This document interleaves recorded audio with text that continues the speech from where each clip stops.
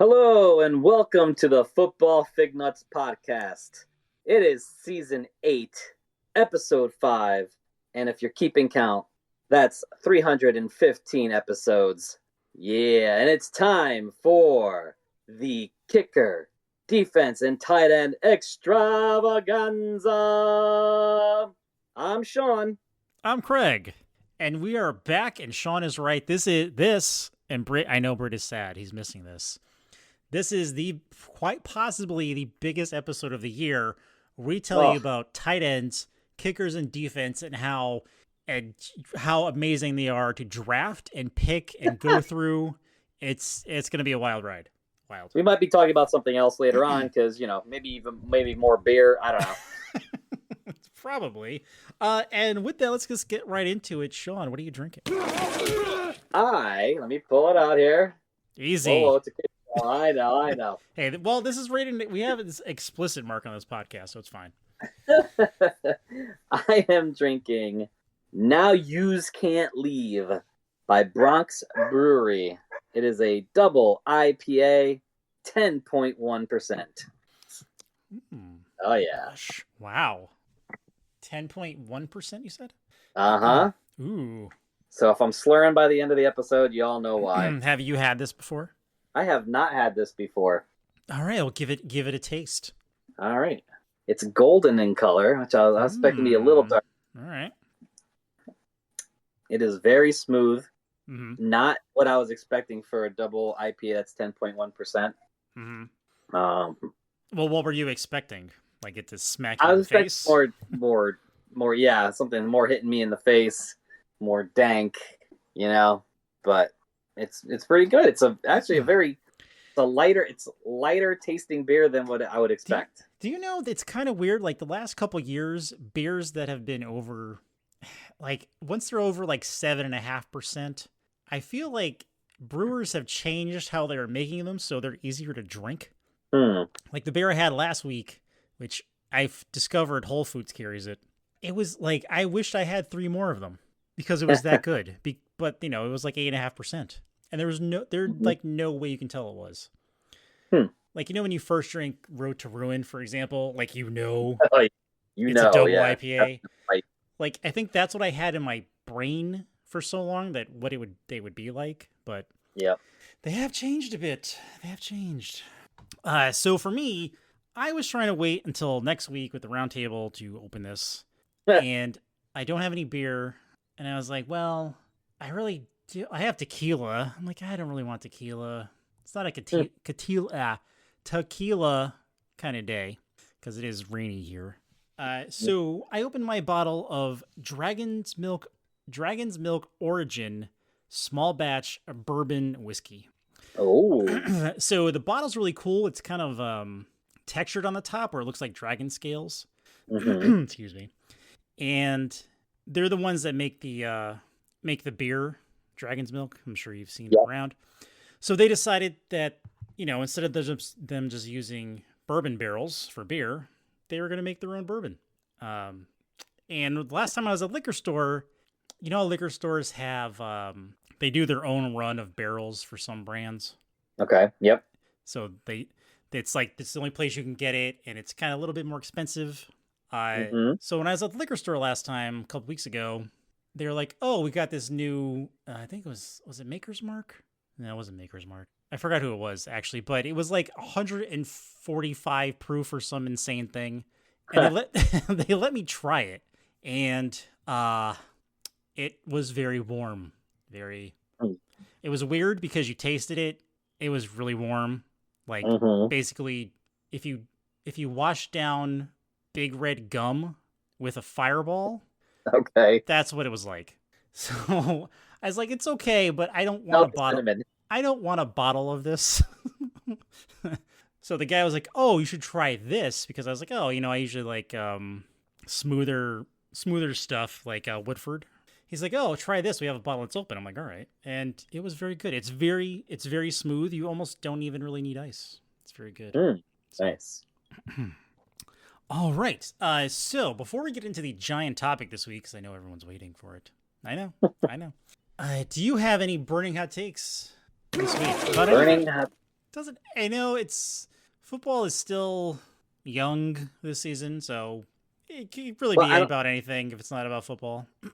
I don't know. I don't. I don't know if it's a burning hot take, but sure. We're getting even closer and closer now to maybe Brandon Ayuk being traded, saying, "I don't want to play for this money. I want to play for $30 million a year," which the San Francisco 49ers are going, yeah, go ahead, find it somewhere else. Yeah. So I think the giant Calvin Ridley contract that personally I was surprised that he got. I think that kind of set the tone for I don't know how to put it. I won't say like top tier receivers. So like, Jefferson, Hill, and Chase, right? Yeah. Like the next tier down. Lamb he's in the top tier. But like the next tier down, so like, Ayuk, for example, and Calvin Ridley, DJ Moore. It's kind of like these guys want money too, but teams are like, well, should we really pay you that much? Because what have you done for us lately? And I think the Calvin Ridley contract kind of set that whole thing off. I just saw that the offer for the Patriots was like $28 million a year. Okay. But apparently he wants to be a Steeler. And I'm just saying, Brandon, I like you as a player, but if you become a Steeler, we have to break up. Sorry. Would be, and whatever happens in those two games, which are very, very violent NFL games, I'm sorry. The dagger in the heart to Craig, going to the enemy. Yeah. It'd be like to you if someone became a Packer. Yeah, I don't know. Yeah, I hate them. But see. But I don't know. That wouldn't stop me from drafting them. If they're good enough. I mean, I had Aaron Jones on my team, on one of my teams for a few years as a keeper because he was so darn. Yeah. I'm over Aaron Jones. He sneezes now and he's out for 4 weeks. I don't know. Yeah, he's gone. Gone. I don't. Yeah, the whole Ayuk thing. I don't know. I would. Let me ask this question. I mean, I think you guys maybe addressed it last week. Maybe. Mm-hmm. What would that do to your rankings of Ayuk and Debo or anyone else on the team? I think for me, we could talk about Kittle later on because we're doing. Oh yeah, of course. But I think it would move. It would move Debo up for me because, I mean, just naturally, he's going to get more looks now, and especially with the way they use him, like his rushing numbers, provided no injuries, his rushing numbers will go up too. So it does move him up for me. If Ayuk winds up on the Browns or the Patriots, I don't know what to make of the Patriots offense. They're not good. I mean, I guess his best shot fantasy wise is if he becomes a Steeler, and even then, their quarterback situation is a giant question mark as well. Oh yeah, but I mean, Ayuk can run and Russell can't. If it's Russell, can wing it down the field. So there's that option.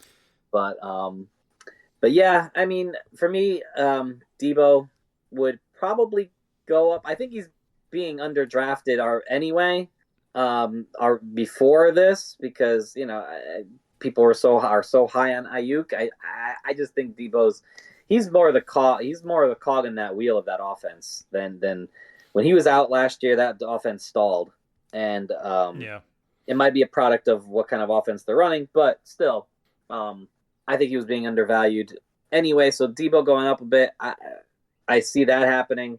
Ayuk definitely, depending on I think he goes. I know he'll be the number one outright wherever he goes, but still, I wouldn't. I'd see him going down a little bit, maybe, but not. I mean, he gets it, and the other guys. Who is it? It's either Ricky Pearsall or Jawan Jennings. they'll both go up a tad. I mean, they'll be like the new hot sleeper. That's not a sleeper. So there are no more sleepers. That's where I think it's going to go. And McCaffrey can't go any higher than he's already going. So True. Let's see. I'm trying to see if there's really anything else news-wise, because like I said, there really isn't much going on news-wise. I mean, hot take-wise for me, I really don't. A lot of it's still like people just guessing how where people are going to wind up. So I'll do one more then if sure. You don't have anything. Yeah, go ahead. Go for it. So I've watched the Hard Knocks for the Giants. Mm-hmm. And it was really interesting watching that from the off-season perspective and more of the management perspective. That was kind of nice to see in the decisions that they make and the processes they go through. But also, I watched the first episode of the Bears Hard Knocks, which happened last night. And, gives me good feelings. I mean, it's a, it's a big old puff piece, that first episode, it seems like, I like to see where it goes from there. But that first episode just seems like a puff piece. Like, oh, here's Caleb, here's Dunze, here's this other rookie, here's the head coach. It was interesting watching because I don't know much about Eberflus even after 2 years of him being the coach on styles and stuff like that. So it was nice seeing that and the process, and it made me actually feel a little bit better about having him as the head coach because I like the way he just presents everything. It seems like so, and he has more of a grasp of the offense than I thought he would because he's a defensive coach. It was really interesting. He actually brought in Nick Saban because he played for Nick Saban. Did he? When he was in Toledo. Really? Saban was the Toledo coach. Yeah. Did not know. And Saban went over, and he was and Eberflus was asking questions how you develop a guy like this and stuff like that. Quarterback. So Saban was talking to him about that. That was really interesting to watch too. So that was cool. That's cool. But again, the first episode seemed like a big old puff piece. They talked about the cornerback that we have that's married to Simone Biles and him going to the Olympics and blah blah blah. So that's who she's married to. I knew she was married to a football player, but I didn't know who it was. It's a God, I can't remember his name right now, but he's like 4.5 feet taller than her. Yes, he is very much taller. Yeah, he is very much taller than her. But so I'm interested to see how it progresses. So, gets a little bit more into, that like Caleb has to get even more, progressing with his development. First couple of weeks to this next episode. So it'll be interesting to see that. But all right. On to our rankings, I guess. On to our rankings that everyone's waiting for. Now, listen, we are going to start with tight ends first, and then move into kickers, and then defenses to round it out, which I think these combined are more important than any of the other positions. So, okay, so let me open this up here. All right, we have 36 tight ends ranked. 36. Yeah. I'm just going to do it. I'm going to do it in groups of, I guess 10. Okay.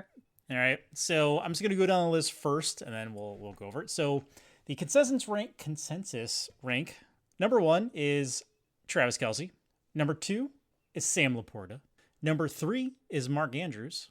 Number 4 is Terry McBride. Number 5 is Dalton Kincaid. Number 6, Evan Ingram. Number 7, George Kittle.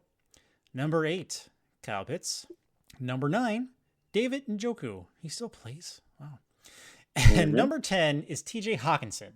And looking over the rankings, so we'll do the first 3. So Kelce, me, you, and Britt all had him at 1. Cinch had him at 3. Surprisingly, I don't think there's any other any other ranking of this person, Samuel Porta, we all have him at 2. Okay. All 4 of us have him at 2. So Cinch had Andrews at 1? Who? Cinch had Andrews at 1? No. Oh. Nope. Who do you have at 1? I didn't get there yet. Oh, okay. All right. Andrews is 3. We all had, me, you, Britt had him at 3. Cinch has him at 4. Terry McBride. Cinch has him at 1. Okay. Trey McBride. Trey McBride has him at 1. You and Britt had him at 5. I had him at 4. And like I was telling Sean beforehand, I had him in Dynasty last year and I dropped him because I needed room and he wasn't, at the time, he wasn't doing much, and now he's not available anymore. It's very sad. Very sad. Looking over again, Kincaid, I had him ranked the lowest at 7. Ooh, okay. I'm kind of, the Dalton Kincaid show is nearing the end for me. I don't know. Yeah. I don't know. I just not. It's a lot of targets. Well, we can talk about it, but it's a lot of targets vacated by Diggs not there anymore, and not as high quality as I believe as Dalton Kincaid is compared to the other options. Mm-hmm. But we can talk about that. Go ahead. Yeah. Continue your. Yeah. Ingram is 6. I had him at 5. Cinch had him at 8. You and Britt had him at 7 and 6 respectively. I'm just an Evan Ingram fan. That's why I have him there. I like him. Ever since he left the Giants, very consistent. He's very consistent, and that's what I look for in fantasy is consistency. God damn it. 7, you and Britt had is George Kittle. You and Britt had him at 8. Cinch has him at 6. I had him at 9. Now, again, we did this rankings before all the drama started. Yep. And as we mentioned before, as we were going to talk about it, with Ayuk leaving, presumably he's going to leave. That's going to give Kittle and Debo more looks. So would I have known this when I did my rankings? Would I have ranked him higher? Yes, I would have. But they're still going to use him as blocking. There's games last year where Kittle kind of he was an extra because he was an extra blocker tackle than a receiver. Mm-hmm. So he'll definitely they'll have to scheme him more to receive on some more plays if Ayuk does get traded. But yeah, I definitely would raise him up in my opinion. I might have him actually up at. I had him at 8. I probably would have him at 6. Mm-hmm. If Ayuk gets traded. So that's my take on that. Okay. Kyle Pitts, you had him at 6, which was the highest out of all of us. Britton Cinch had him at 7. I have him at 11. I don't know. I'm buying the hype a little bit with, hey, it's gonna be God, why am I blanking on the name? Quarterback. You like that? Oh God. You like that? You like that? Exactly. I'm trying to give you a hint. Kirk Cousins. There you go. Oh my God, what was I thinking? But Kirk Cousins, he does like his tight ends. Look what he did with Hawkinson.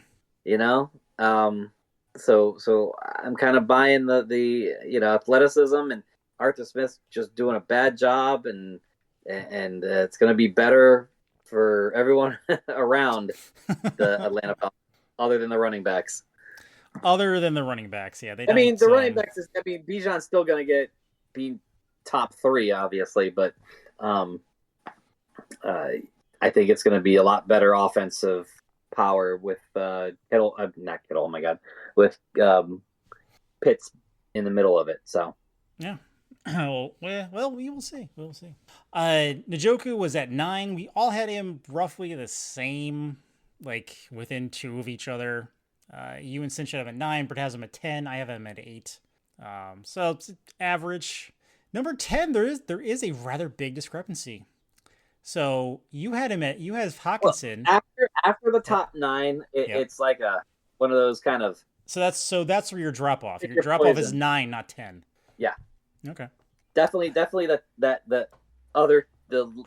tier whatever, how many tiers you have between those nine, and then there's a big drop off. So you think there's a giant drop off between Njoku and Hawkinson?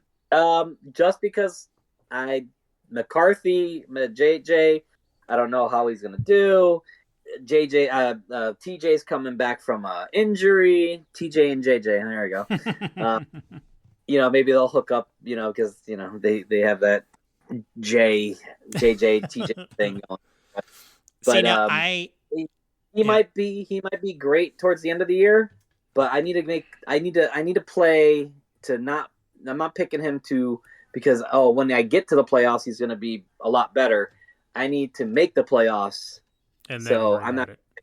Yeah, and then I'll worry about it then. Yeah, no, I get that. I think I had him ranked 6 because of the rookie quarterback, because I feel tight ends are especially a veteran tight end is like a safety net for the majority of new quarterbacks, or even a quarterback on a new team. So, well, I joked with you before we even recorded about talking about starting the opening with, I'm ready to talk about quarterbacks because exactly. Hey, who's got to throw the ball to these tight ends and be like cinch with the wide receivers? But that's not true with tight ends, because bad quarterbacks could use the tight end a lot because that's their safety blanket, like you just said. So it doesn't necessarily have to be a good quarterback to have a good tight end. True. Okay, so here's our next 10 down, starting with 11 is Jake Ferguson. 12, Dallas Goedert. 13, Dalton Schultz. 14, Brock Bowers. 15, Cole Kmet. 16, Luke Musgrave. 17 is Pat Freiermuth.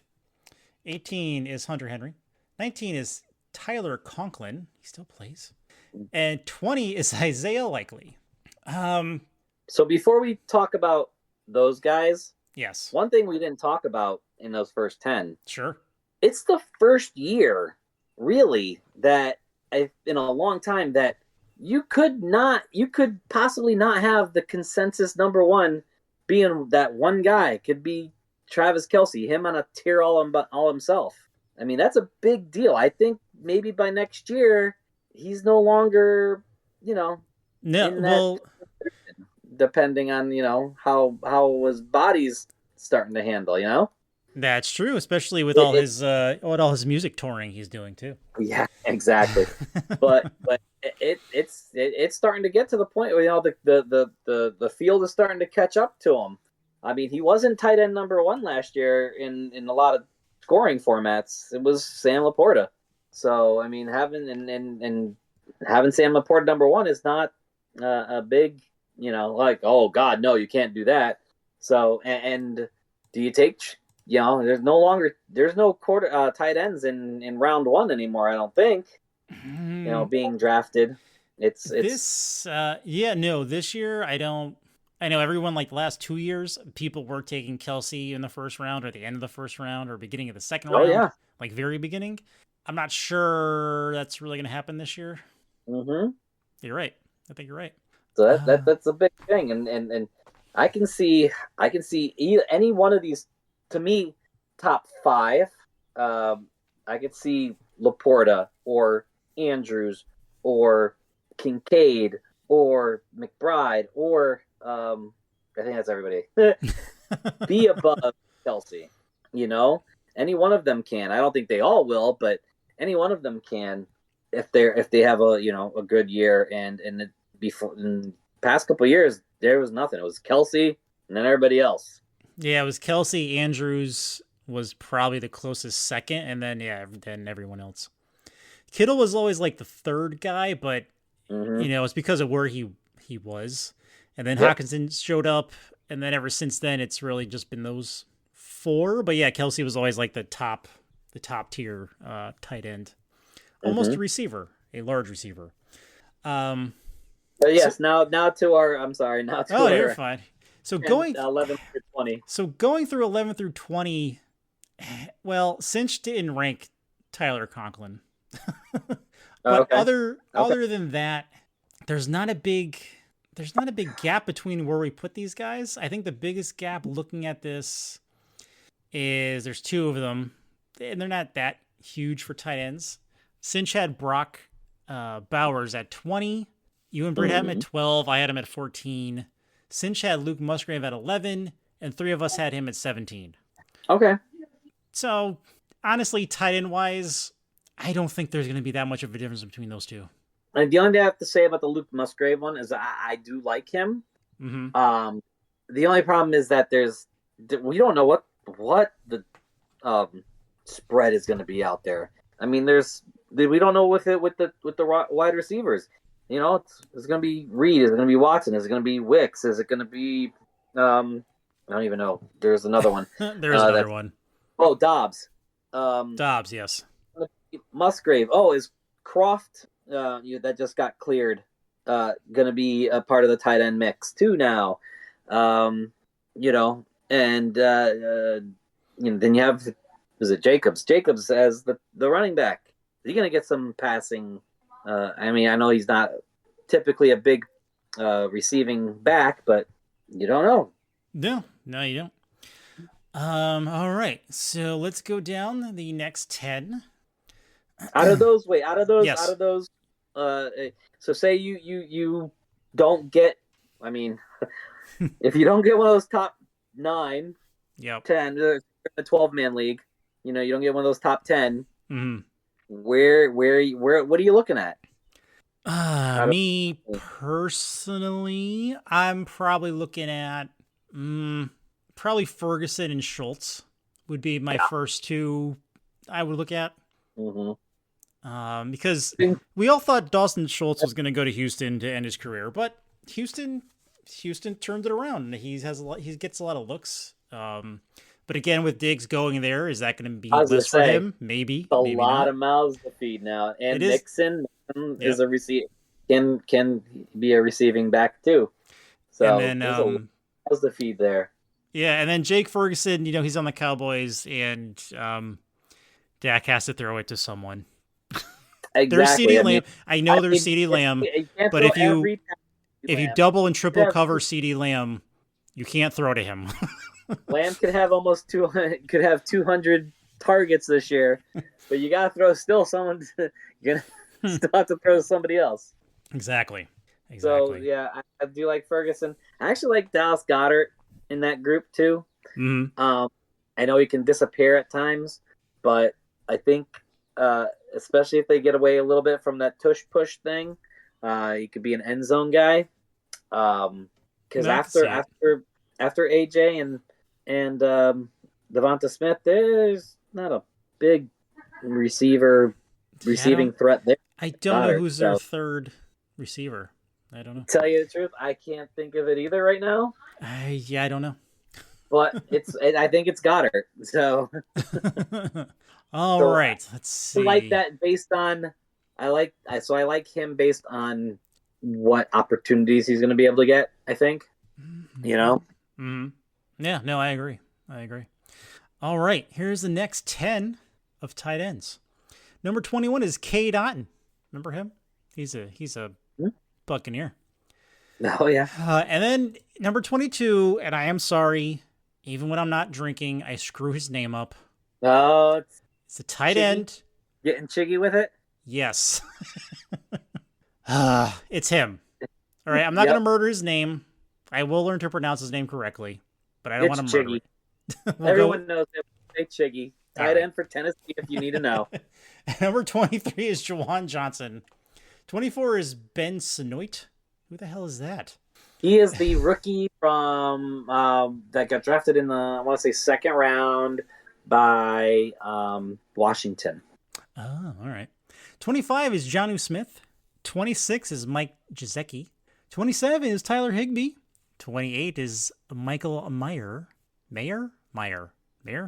29 is Noah Fant. Man, how the mighty have fallen.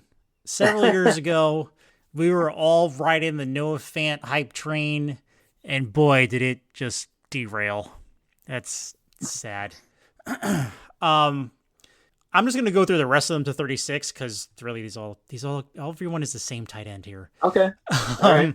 Is Noah Fant. 30 is Gerald Everett. 31 is Brevin Jordan. 32 is Tuck Kraft. 33 Yep. is Dawson Knox. 34 is Javato Sanders. Javito? Jatavio? I don't know. Jatavian, I think. There's no N at the end in his name here, so I think it is Jatavian. I think they're supposed to be N. Okay. 35 is Greg Dolch, and 36 is Theo Johnson. Okay. Now, fantasy-wise, for me personally, all of these guys are the same. Tight end. It's the throw a dart and see where you land. It's throw a dart, see where you land. If you wind up having one of these guys, they start. Are they going to get you 10 points a week? Probably not. Are they going to randomly get you 10 points? Yes. Like, how do you feel if you had to wait? Like, if you waited on tight end, and you ain't waiting that long. And let's say you did. Let's say you just drafted extra receivers and running backs for some reason. Okay. You had to pick one of these guys. Who would you want to pick? I think that I wouldn't mind. I know it's so crazy to talk about rookie tight ends, but we had two of them last year that paid off. Mm-hmm. We have one in the top 12 with Brock Bowers. Yep. I think the top 12. Yep. Ben Sanoit, Theo Johnson, even for the Giants. I mean, I could see, a bad quarterback, throwing down to and without any kind of. I mean, who else have they got? Bellinger. So Theo Johnson. I think so. Yes. So Theo Johnson shows any kind of competency that he could be it. Boy, it's a tough group right there. Yeah. Maybe Chad. Maybe Chiggy. I think I'd go with Chiggy. Yeah, I could see that. I think I would probably, I might look at Jonnu Smith too. Okay. And then third, probably Cade Otton. Yeah, I mean, Cade's gonna. The thing with Cade Otton is that you're gonna get what you're gonna get. It's gonna be, and so you're gonna get a legal lineup. That's what you get. You're gonna get 3 catches, maybe 4, 30 yards, maybe a touchdown. And the big thing is if he scores a touchdown or not. Yeah. How many? I wouldn't predict more than 5, 6 out of 17 games. So is that where you want to go, or you want to go with somebody that could have a little bit more upside? If I'm waiting that long, I might as well go for upside, right? So I'm going to go with a rookie or, oh my God, I don't know if Joel is or Chiggy, because Chiggy's showing flashes. Maybe in that, they're going to go with the whole Will Levis thing and see if he can do it. Maybe Chiggy becomes a thing after, in the end, especially in the red zone. Even though you have Hot D-Hop, but he's not a real big red zone guy, and Ridley. So maybe he gets those throws in the red zone, and he's like the third receivers there. So I can see Chiggy. Okay, all right. Yep. So there's our tight end list, because we're actually already halfway through this podcast. Yeah. So I'm just gonna say the top 10 again, because I think that's really all you need. Yeah. So in order, it's Kelsey, Laporta, Andrews, McBride, Kincaid, Ingram, Kittle, Pitts, Njoku, and Hawkinson. Those are your top 10 consensus tight ends who could win you your league. I'm just saying. All right. Now to another important position. Even more important position, because games have been won and lost over the next 2 positions we're going to go over. Yeah. The first is kicker. Yeah. We have ranked, 32 kickers. Oh, really? Are you serious? Yeah. Well, you know what? We'll just, since we're short on time, kickers? I'm just going to go over the top 10, and then I'll run through the whole list. But we'll just go over the top 10. Okay. I will talk about the top 10 and just go over the rest. Yeah. Yeah. Sure. Okay. So number 1 is Justin Tucker. Number 2 is Harrison Butker. Blech. Number 3 is Mr. Koo, Hung Young Koo. Number 4, Jake Elliott. Number 5, Brandon Aubrey. Number 6, Jason Sanders. Number 7, Jake Moody. Number 8, Evan McPherson. Number 9, Tyler Bass. And number 10, the kicker for Houston, Fairbairn Fairbrain. Fairbairn. Brian? Fairbane. Yeah. Brain. Thank you. Fairbairn. Yeah. All right. There. Okay. So let me see if first there are any like giant discrepancies here. Oh, Dicker the kicker didn't make the top 10. Who? He's number 11. Oh. Number 11. I had him at 10. You and Britt had him at 11. And Cinch had him at 6. Okay. So a couple discrepancies. Not many. No, a kicker? Kicker, yeah. Tyler Bass is there's a little bit. I had him at 4. Bert had him at 9. You had him at 6. Cinch had him at 11. Sanders, I had him at 6. You and Bert had him at 4. Cinch had him at Cinch. No, he didn't. Oh, I get it, because Cinch didn't really rank anyone past 10. So that's why. It's like, why is everything 11? That's why. So Cinch didn't rank him either. So he's tied. Here's the biggest, honestly, here's the biggest discrepancy. There's 2, actually. The first one is Koo. I had him at 1.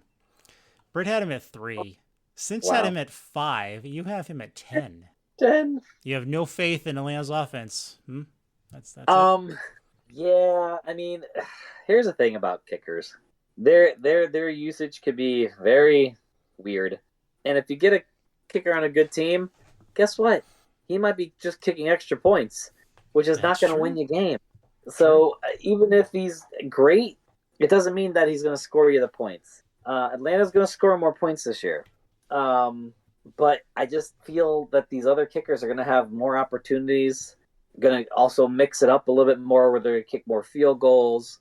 So I just, that's where he is. I mean, truthfully, all you have to, if you think about how kickers are, it's Justin Tucker and then everybody else. It's the Travis Kelce effect for kickers. When that changes, it might be this year, it might be next year, might be, 5 years from now. Who knows?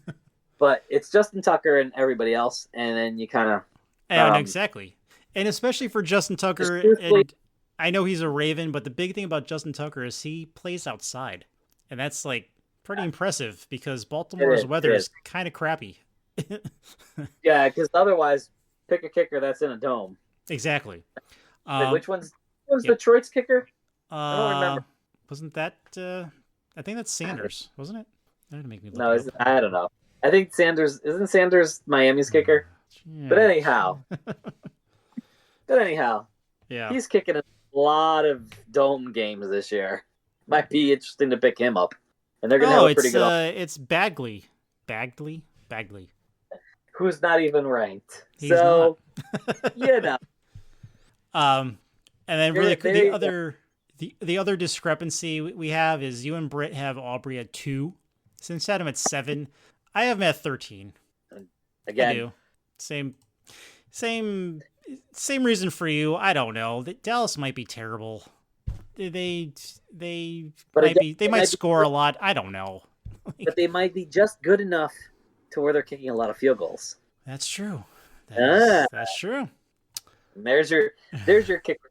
There's your kicker analysis, guys. And then for people who are in 12 person leagues, number 11 is Cameron Dicker. Number 12 is Blake Group. 13 is Matt Gay. And 14 is Mike Bagley. 15 is Jason Myers. And I'll just stop there. There you go. Yeah. All right. On to defenses. And again, this could win or lose you games. Ask Sean. He will tell you. If you have a league that decides we need defenses to be more interesting, and then they can score -20 or +50. At the time, yes, but we changed that just for you. We changed it. It's all changed now. I know. All right. I don't mind. Yeah. I don't mind making it more interesting to keep defenses thing, but that was way too extreme. Sorry. You know what? It was a bit extreme at the time because it had to offset. It had to offset other things, but then we just left it because no one complained about it. So I don't want to worry about having a kick at my defense scoring -20 points and losing me the game. That is now it's only, I think it's 2 or 0. I don't remember. It's not a lot now, so you're fine. You're fine. All right. So defenses. Here are the top. We'll just do the same thing. We'll just do the top 10 again. Top number 1 is the Ravens. Yeah, 12. Oh, we can do 12. All right. 1 is the Ravens. 2 is the Jets. 3 is the Cowboys. 4, ironically, is the 49ers. 5 is the Browns.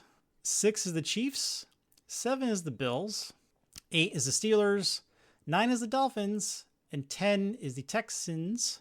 Wow, how did that even happen? 11 is the Eagles. 12 is the Colts. Ooh. Yeah. Okay.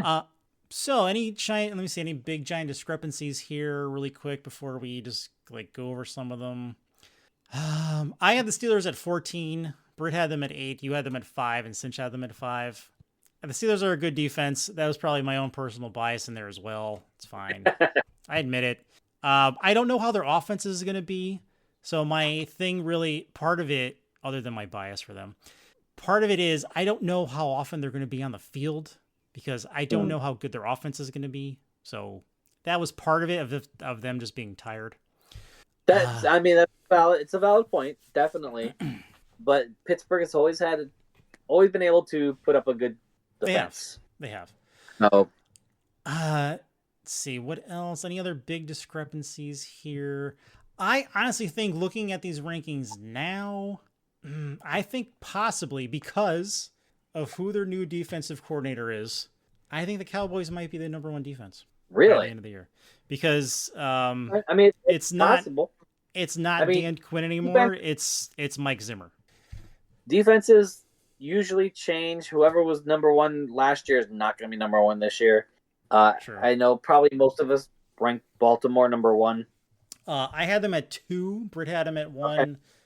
You had them at 1. Cinch had them at 6. I mean, they had a lot of turnover. They lost quite a few people. Mm-hmm. They have good depth. They had good depth. They have good replacements. Mm-hmm. Are they going to be 1? Probably not. Are you going to, during their bye week, are you going to drop them? This is why I probably won't draft Baltimore, at number 1, because then I have to feel obligated to draft another defense on their bye week and then have to drop somebody else. True. So I want a defense I don't mind dropping and then just picking up somebody else. I mean, so you just want to stream a defense and not think about it. Not even in your top 12 was Chicago, and I have them at 10. And I think they're going to be a pretty decent defense this year. They could even be better than 10, I think.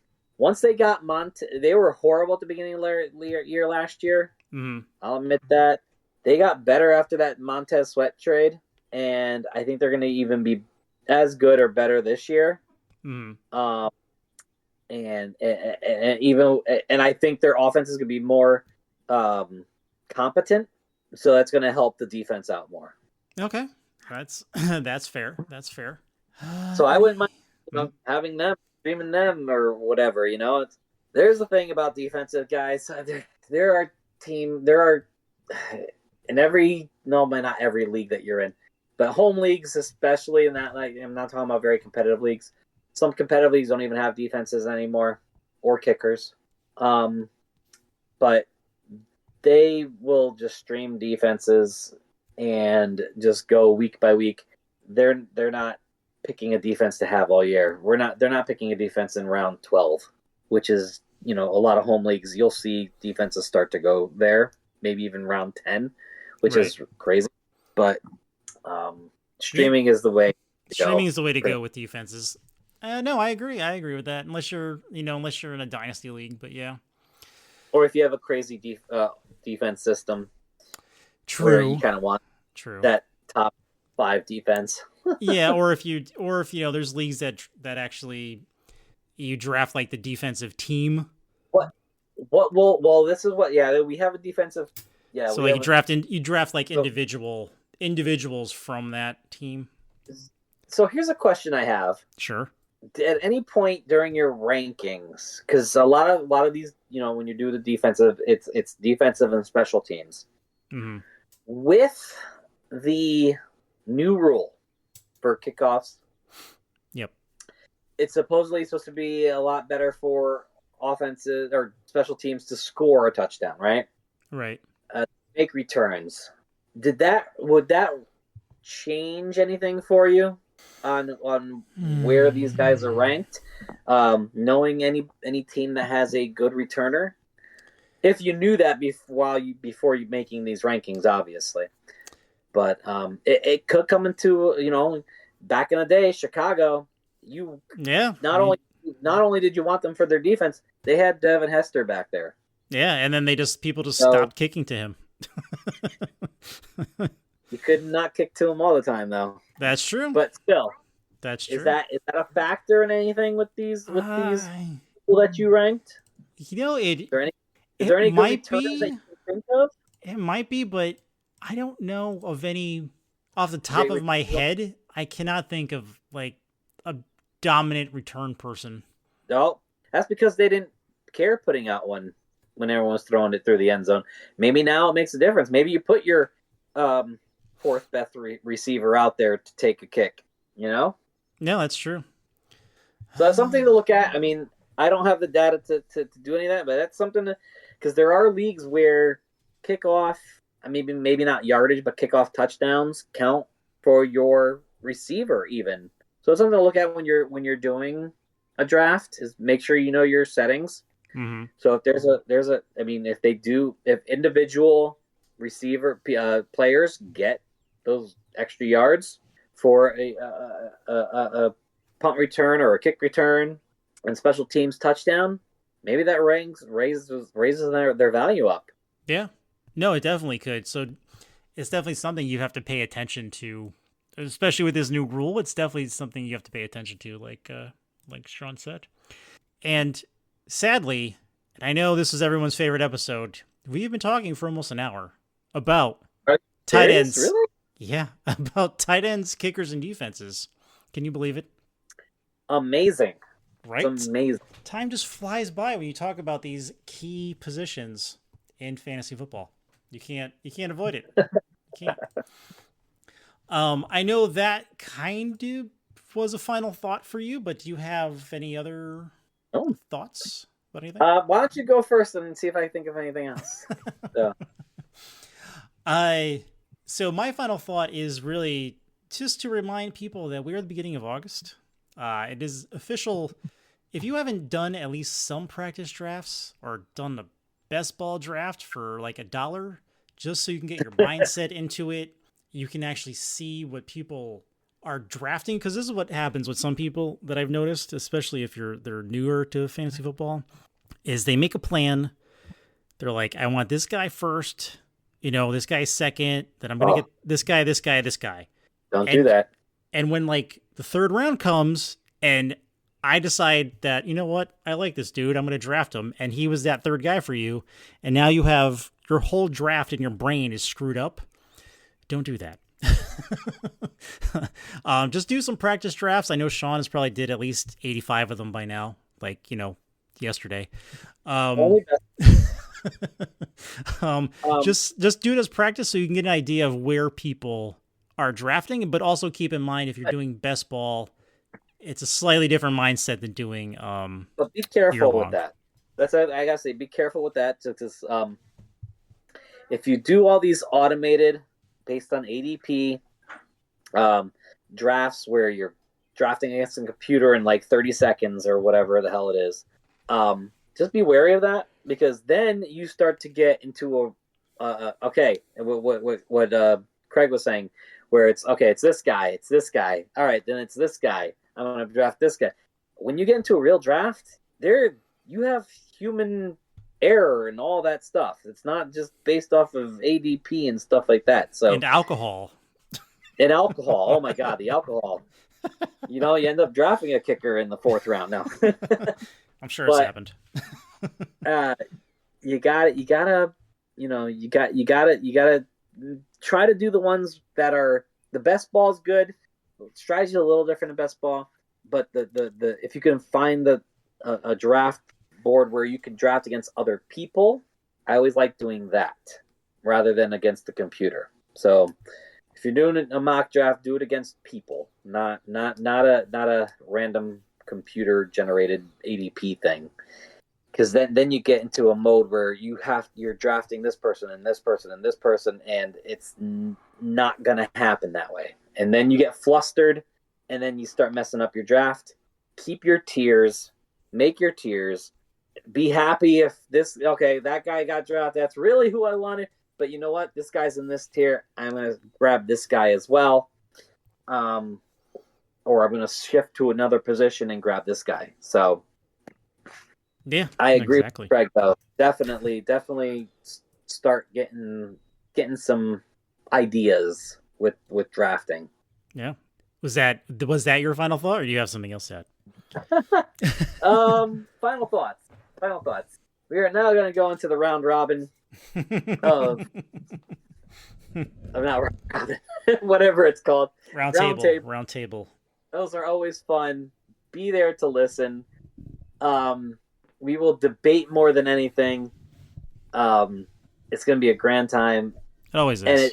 And that's what this all is about. Having fun. Don't take it too seriously. Yes, you're betting units, money. But in the end, it's all about hanging out with your buddies. It's about having a good time, having some bragging rights.